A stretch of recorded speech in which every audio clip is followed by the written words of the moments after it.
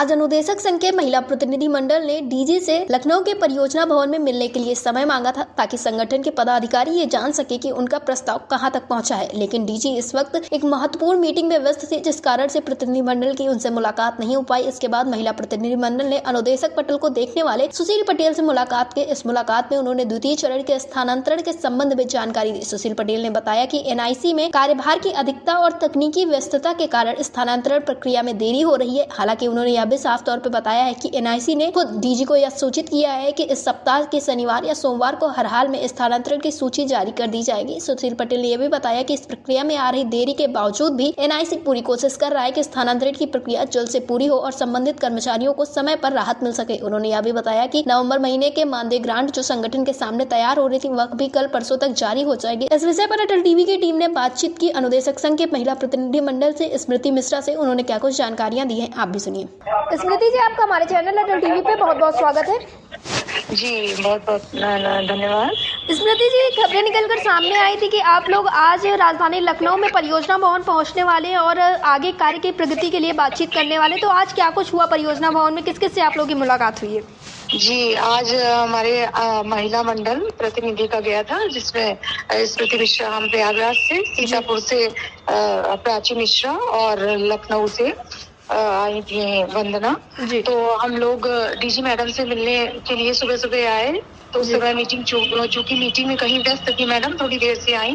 फिर हम लोग एकता मैडम से भी मिले और उनसे हम लोगों ने आधे घंटे तक उन्होंने बहुत गंभीरता से हमारी बातें सुनी और उन्होंने यही बताया कि आपकी जितनी भी बातें हैं और पूरी यहाँ से जो भी फाइलें थी, जो भी प्रस्ताव था परियोजना लेवल का, वो सभी प्रस्ताव बनकर ऊपर शासन में जा चुका है। जो भी कुछ करना है वो शासन प्रशासन मुख्यमंत्री जी के ही द्वारा होना है। यहाँ से जो भी कार्रवाई थी वो पूरी हो चुकी है। फिर डीजी मैडम से हम लोग की मुलाकात हुई लगभग 2 बजे।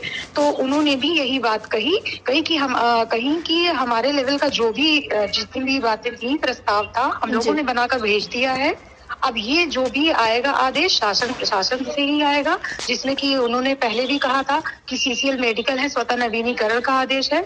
उन्होंने कहा है कि अब देखिए कब आता है। यहाँ से प्रस्ताव बन के जा चुका है। यहाँ मतलब कुल मिला के बात यही पता चली कि परियोजना से जो भी कार्रवाई होनी थी वो परियोजना ने अपने स्तर का काम करके ऊपर भेज दिया है। अब ऊपर मुख्य सचिव के लेवल की जो भी चीजें हैं और जो मुख्यमंत्री के लेवल की चीजें हैं वो अब वहीं से आदेशित होंगी, तभी हम लोग की चीजें आगे बढ़ेंगी। जी स्मृति जी, जैसा कि आपने बताया कि चीजें ऊपर पहुंच चुकी है और मुख्यमंत्री योगी आदित्यनाथ ने तो कहा भी था उपचुनाव से तुरंत जैसे ही उससे फ्री होंगे तुरंत आप लोग की समस्याओं का हल किया जाएगा। तो आपको क्या कुछ उम्मीदें नजर आ रही, क्योंकि नीचे से तो चीजें हो गई है? जी, जितनी भी बातें हैं और चीजें देखकर आज सुबह हम लोग जैसे ही आए, हम लोगों को थोड़ा समय मिला, हम लोगों ने उनसे भी मिलने का प्रयास किया। विधायक जी शर्मा जी से भी मिलने का प्रयास किया। बस वो गाड़ी में बैठने ही वाले थे, तुरंत हम लोग पहुंचे। वो कहे लगातार मीटिंग चल ही रही है, आज भी मीटिंग सभी विधायक की और सचिव वगैरह की बुलाई गई है और उन्होंने कहा कि नहीं, आप लोग की बातें हो रही हैं, थोड़ा और वेट करिए। तो यही कुल मिला के सब जगह से यही बातें निकल कर सामने आई। अब हम लोग के पास थोड़े दिनों का और इंतजार करने के अलावा और कुछ नहीं बचता है, क्योंकि संगठन स्तर का जो भी प्रयास है वो सब देख ही रहे हैं। लगातार हम लोग जहाँ जहाँ पहुंचे हर जगह हम लोग बातचीत कर रहे हैं, पैरवी कर रहे हैं। अब कुल मिलाकर जो भी कुछ है मुख्यमंत्री जी के ही हाथ में है। कब वो घोषणा करते हैं ये कोई नहीं जानता है, ना वो विधायक ये बात जानते हैं, ना सचिव, ना डीजी मैडम। इन सभी ने अपने अपने स्तर का काम पूरा कर दिया है। अब जो भी कुछ करेंगे मुख्यमंत्री जी करेंगे, उन्हीं के आदेश का सभी को इंतजार है। और द्वितीय चरण का जो ट्रांसफर है, और यहाँ पर सुशील पटेल सर हैं जो अनुदेशक पटल देख रहे हैं, उन्होंने भी कहा कि एनआईसी में इतना ज्यादा वर्कलोड था जिसकी वजह से द्वितीय चरण ट्रांसफर इतने दिन का डिले हुआ है। और ये भी या तो शनिवार को लिस्ट जारी हो जाएगी और नहीं तो सोमवार को हर हालत में द्वितीय चरण ट्रांसफर की लिस्ट जारी हो जाएगी। जी स्मृति जी, बिल्कुल आपने ठीक कहा, क्योंकि संगठन का जो पूरा प्रयास था वो भी सफल हुआ। दूसरी तरफ से देखा जा रहा है कि निदेशालय से भी चीजें हो चुकी है, तो कहीं ना कहीं से एक सफलता का रूप माना जा सकता है, क्योंकि आप लोग लगातार संगठन से जुड़ी हुई हैं, शासन प्रशासन से जुड़ी है। लेकिन जो आम अनुदेशक है उनका साफ तौर पे ये कहना है कि उनको ठगने का एक बार फिर से प्रयास किया, तमाम तरह की बातें हो रही है। आप लोग भी खबरों में बने रहते हैं, आप लोगों को पता होगा, तो आप उन्हें क्या कुछ संदेश देना चाहेंगे? नहीं, देखिए जो घर में बैठा है सिर्फ चीजों को, वो सिर्फ रिजल्ट का इंतजार कर रहा है।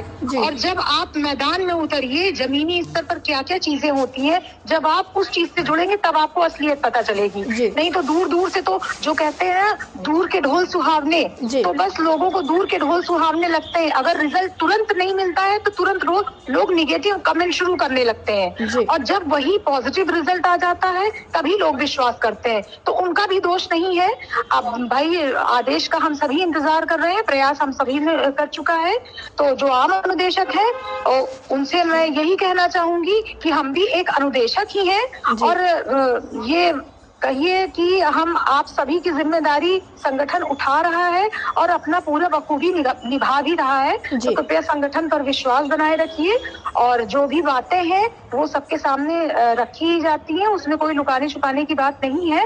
और मीडिया हमारी सारी बातें सभी तक पहुंचाता है, उसके लिए मीडिया का भी बहुत बहुत धन्यवाद। और सभी अनुदेशक कहना चाहेंगे, संगठन के ऊपर विश्वास बनाकर रखिए, संगठन लगातार प्रयास कर रहा है। जी स्मृति जी, इसी के साथ मैं ये जानना चाहूंगी, जैसा आपने द्वितीय चरण की बात की है, तो ये इस बार पक्का समझा जाए या यूँ कहे कंफर्म समझा जाए कि सोमवार तक द्वितीय चरण वाली जो खुशखबरी है वो जल्द मिल जाएगी? जी बिल्कुल, क्योंकि आज हमने पटेल सर से, सुशील पटेल सर से यही एग्जैक्टली पूछा कि सर प्लीज हमें आप ये बताइए कि डिले किस कारण हो रहा है। तब उन्होंने कारण बताया कि यहाँ से सारी चीजें, यहाँ से कोई डिले चीजें नहीं हुई है, ये एनआईसी से ही है, और क्योंकि एनआईसी पर सभी विभाग का काम है, बर्डन है, तो इस वजह से डिले हुआ है। और परियोजना से या डीजी मैडम के स्तर से कोई डिले नहीं हुआ है। यहाँ का काम अप टू डेट है। अब जो भी डिले है वो ये सारी चीजें हैं। जी स्मृति जी, RTTV से जुड़ने के लिए बहुत बहुत धन्यवाद। जी बहुत बहुत धन्यवाद।